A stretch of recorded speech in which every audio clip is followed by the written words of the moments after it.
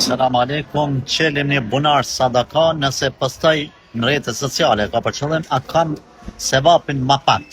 Unë është me nxit edhe të tjerët për bamirësi. Aleikum salam rahmetullah. Allah ta pranoft atë bamirësi. Unë të këshilloj parimisht mos me postu. Nuk tham që është ndaluar, por mund të përzihet pak a shumë niyeti, mund të ndikoj, gjithashtu mund të ndikoj edhe tek shpërblimi. Po, parimisht nuk guxoj detyrimisht me thonë se patjetër paksohet sevapi, por zemrat e njerëzve janë të dobta dhe përzihen niyetet. Prandaj ruaju sa më shumë, sepse pejgamberi sallallahu alajhi wasallam ka thënë jepni sadak që dora e majt mos më pa çka ka dhënë dora djathtë. E ke parasysh deri në këtë drejtë.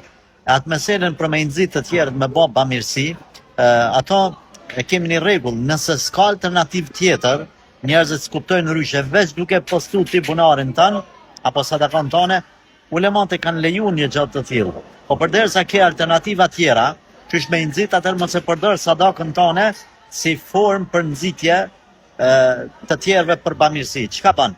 Ki sa dush derse, sa dush ajete, sa dush hadithe, pastaj ato ajete dhe hadithe që të tjerët mu motivu për bamirësi e mos e posto bamirësinë tonë.